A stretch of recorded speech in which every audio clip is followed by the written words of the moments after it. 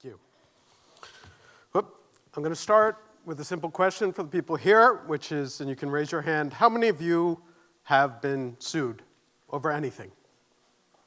There's a few hands, very good. How many of you have been sued for $15 million? I still see one hand, pretty good. How many of you have been sued for $15 million? Whoops, for something that you said. I skipped a slide real quick there. I've lost that last hand. I'm Mike Masnick. I have been sued. I've been sued for $15 million for something that I said. Specifically for giving my opinion that this individual did not invent email, which sounds like a joke, but is very, very serious. This case is happening right now. We're literally waiting for a judge to rule. And it's not fun. It's not fun at all.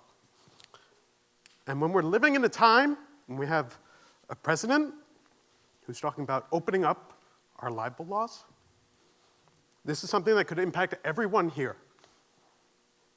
And it should make everyone here extremely nervous. And speaking of being nervous, if you can't tell, I am very, very nervous to be talking up here. And it's not because of stage fright. I've done talks like this before. But for the first time in doing a talk like this one is extraordinarily personal. For the first time in doing a talk like this, I am incredibly, painfully aware that every single word that I'm saying right here may be used against me in court. And that's frightening.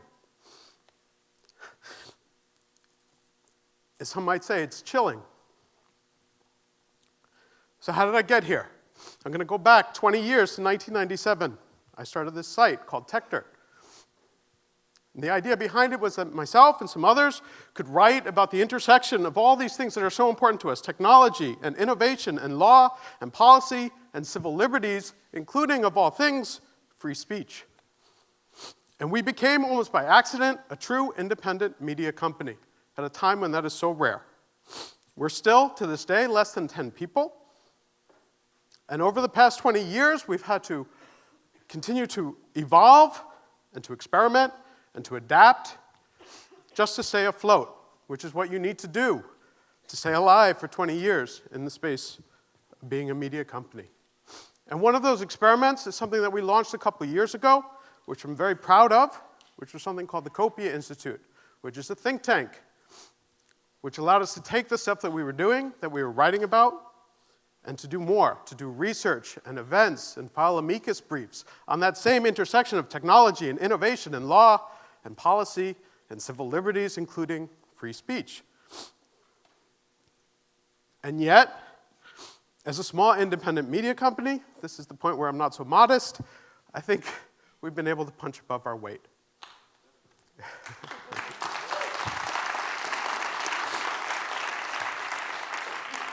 Our coverage and our research have been at the heart of many of these issues, as Mika said, in many of these key debates around copyright and net neutrality, surveillance and encryption. We've been deeply involved in them. And because of that, we've been able to win awards.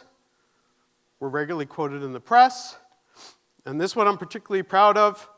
During the SOPA PIPA fight, we were the most linked to source for news about that fight, beating out the New York Times, the Washington Post, and many others. And that was from a study by Yochai Benkler at Berkman. And I'm proud of what we've accomplished. And I'm, oh, jeez.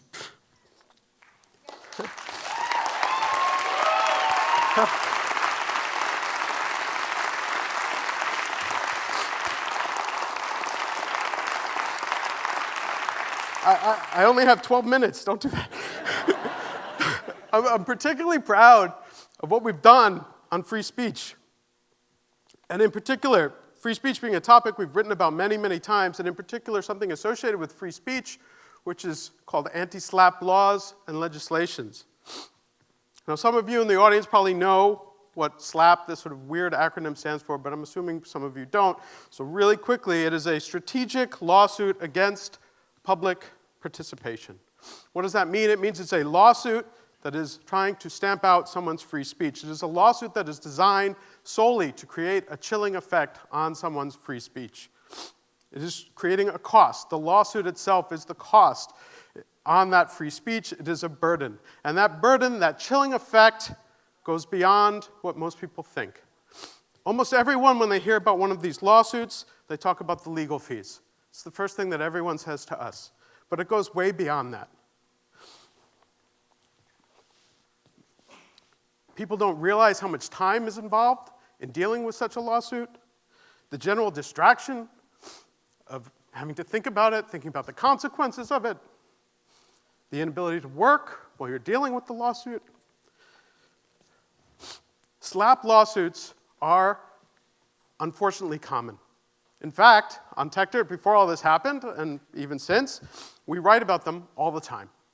And I want to talk briefly about one such lawsuit, which was filed against another company called Gawker Media. But this is important. It was actually 4 lawsuits that I want to talk about that were filed against Gawker Media. One of them you probably heard of. It was filed by this guy, Terry Bollea, who's better known as Hulk Hogan. But it's important to note that there were 3 other lawsuits, 3 defamation lawsuits, that were also filed against Gawker Media, and all 4 of those lawsuits were filed by the same particular law firm.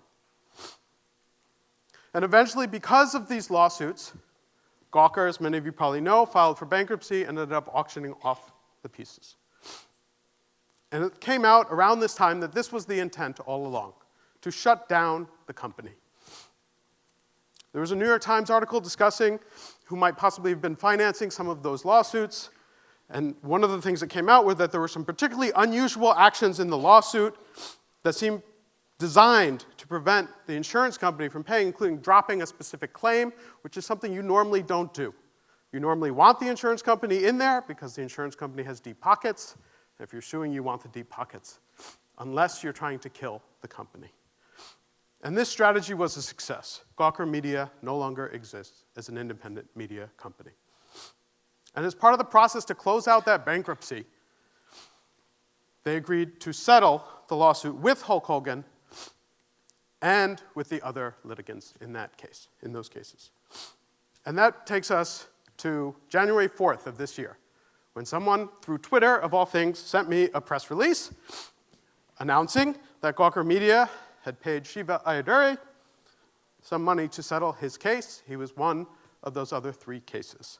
And in the fine print, he had also started a new lawsuit against me. And that's how I became sued for $15 million by the self-proclaimed inventor of email, using the same law firm that took down Gawker. So what's in the lawsuit? You can read it. It's online. It's long. There are many, many claims. There are dozens of claims covering 14 different articles that we wrote. But to sum it up, you could say, I gave my opinion, backed up with lots of evidence, that this guy did not, in fact, invent email, even if he owns the website inventorofemail.com.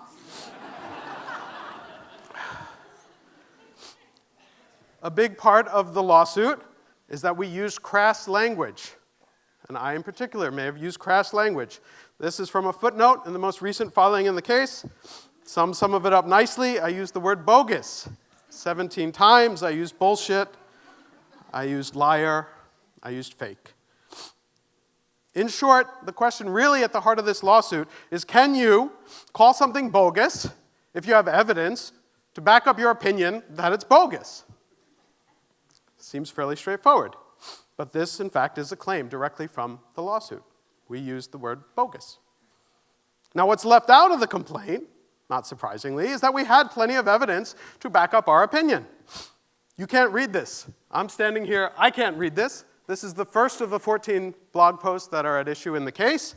The reason you can't read it is because it's small, because there's so much in there. That's because it's long and detailed and goes into all sorts of evidence. I'm going to zoom in slightly and we talked about well-documented evidence from multiple sources, including things like this, RFC 680, which talks about early email programs from April 30th, 1975, more than 3 years before the plaintiff in this case even suggested he started working on email.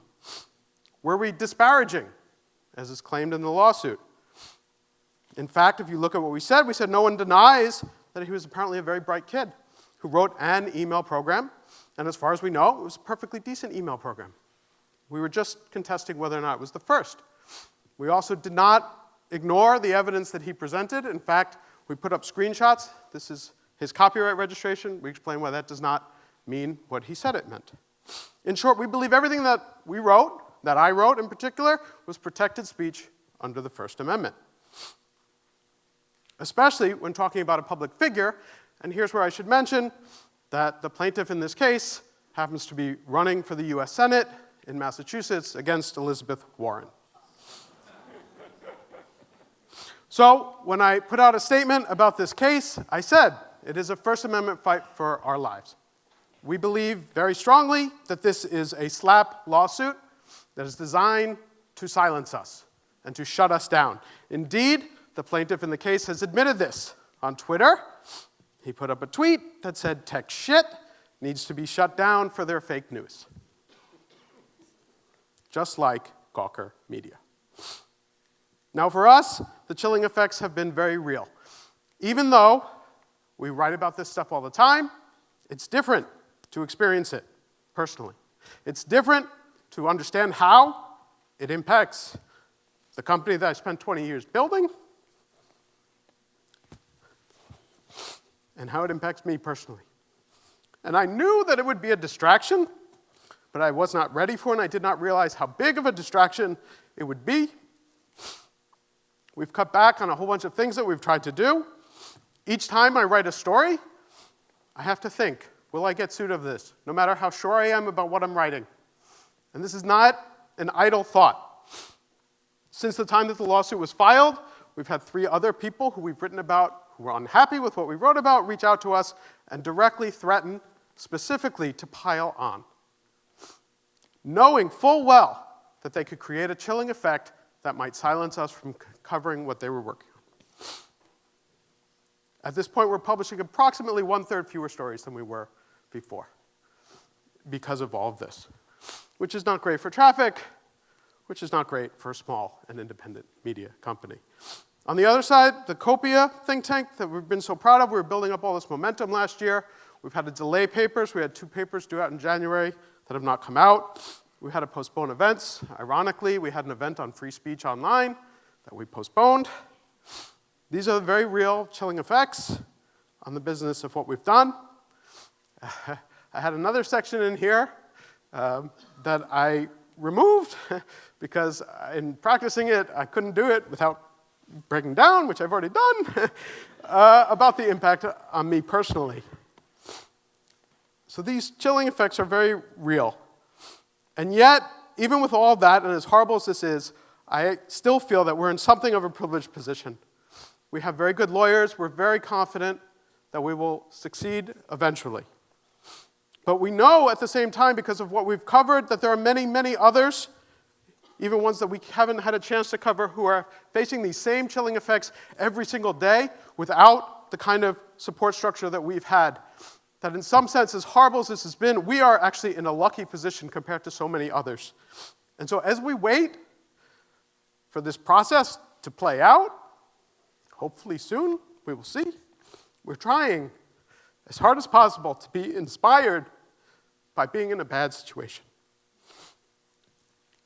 One thing we did was we launched a site called isupportjournalism.com. We're currently using it to crowdfund our journalism and our continued journalism. We'd like to do more with it. We'd like to help others who are in similar situations.